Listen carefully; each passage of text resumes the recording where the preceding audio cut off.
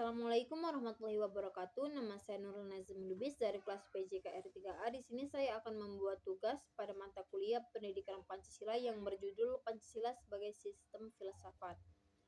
Pancasila adalah dasar dari filsafat negara Indonesia sebagaimana tercantum dalam pembukaan Undang-Undang 1945.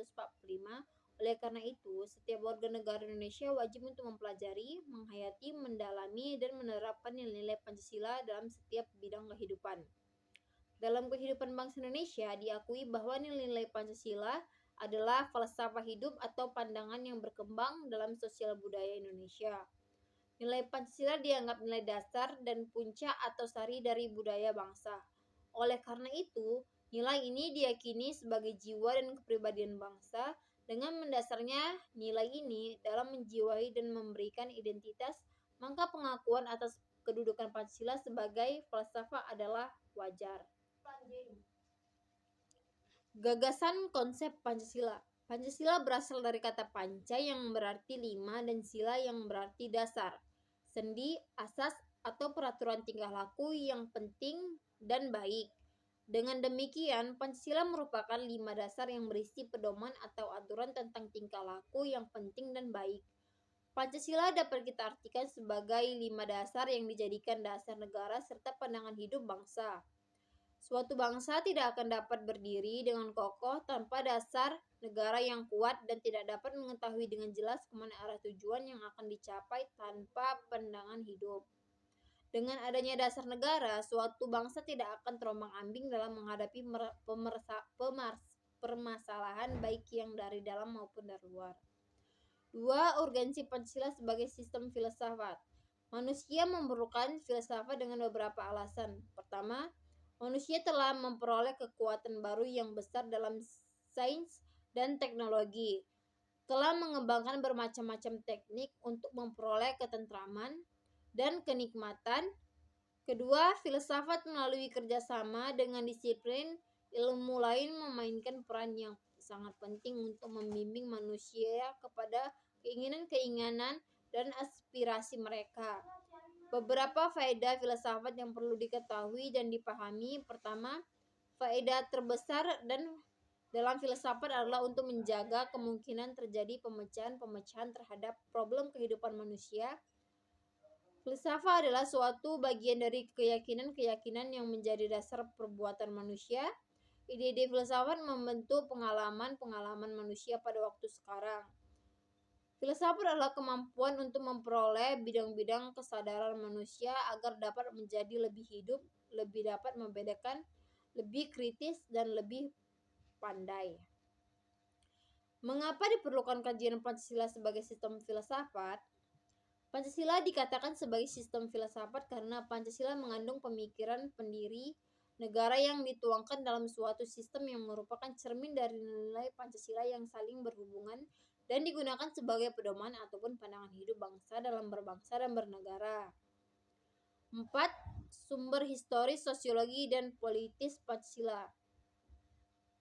Sebagai sistem filsafat, pada 12 Agustus 1928, Soekarno pernah menulis di Sulu, Indonesia yang menyebutkan bahwa nasionalisme adalah nasionalisme yang membuat Pancasila menjadi perkakasnya Tuhan dan membuat manusia hidup dalam roh Pancasila. Sebagai sistem filsafat dapat ditelusuri dalam sejarah masyarakat Indonesia.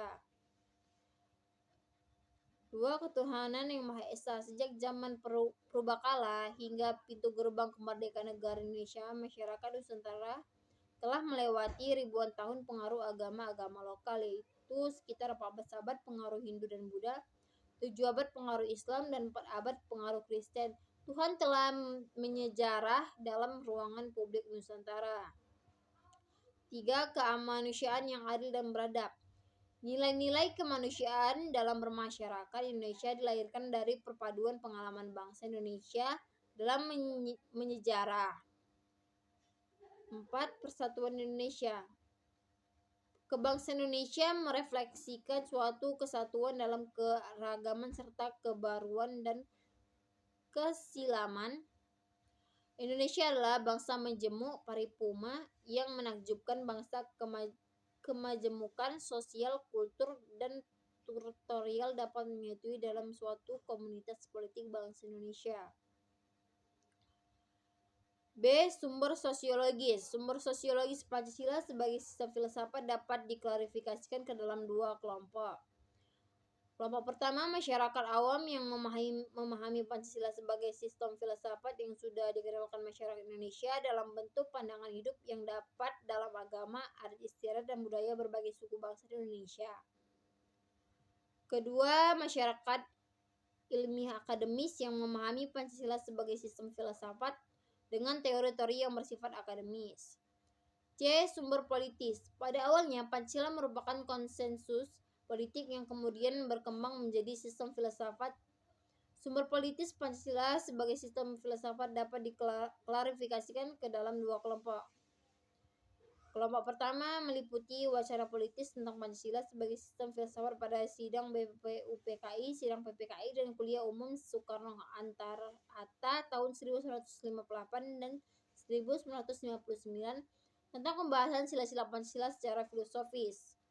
Kelompok kedua mencakup berbagai argumen politis tentang Pancasila sebagai sistem filsafat yang disuarakan kembali di era reformasi dalam pidato politik Habibie 1 Juni 2011. Dapat saya simpulkan, pentingnya Pancasila sebagai sistem filsafat ialah agar dapat diberikan pertanggungjawaban rasional dan mendasar mengenai sila-sila dalam Pancasila sebagai prinsip-prinsip politik, agar dapat dijabarkan lebih lanjut sehingga menjadi operasional dalam penyelenggaraan negara, agar dapat membuka dialog dengan berbagai perspektif baru dalam kehidupan berbangsa dan bernegara, dan agar dapat menjadi kerangka evaluasi terhadap segala kegiatan yang bersangkut paut dengan kehidupan bernegara, berbangsa, dan bermasyarakat. Mungkin hanya itu aja yang bisa saya sampaikan. Wabillahi taufiq wal hidayah. Assalamualaikum warahmatullahi wabarakatuh. Terima kasih.